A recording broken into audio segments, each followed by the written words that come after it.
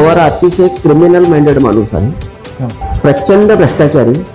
पवार म्हणजे कोणत्याही प्रकारची नैतिकता नसलेला माणूस. सध्याची जी स्थिती आहे म्हणजे सध्याचं राजकारण कोणत्या थराला चाललंय त्याचं पवार हे अत्यंत ज्वलंत उदाहरण आहे. 20 वर्षानंतर आमच्या काय लक्षात आलं तर शरद पवार, त्याच्या आधी आम्ही पवारांचे भक्त, आमच्या पक्षाचे ते नेते असल्यामुळे आम्ही त्यांना आदर्श मानत होतो. हे इतकं सगळं जे भयानक आहे ते तरुणांना कळलं पाहिजे. सत्तेशिवाय राहू शकत नाही म्हणून आघाडीमध्ये राहून काँग्रेसला आणि शिवसेनेला उद्धव ठाकरेंना मूर्ख बनवायचं आणि अजित पवार तिकडे पाठवून स्वतःला भ्रष्टाचार आणि इथे सगळ्या कारणापासून सेफ पण ठेवायचं असा प्रसंग उभा राहू शकतो की शरद पवार स्वतः भाजप सोबत जाऊ शकतात. माथाडी या नावाने मराठा जे तरुण आहेत ते हमाल बनवलंय. हे शरद पवारांनी बनवलं.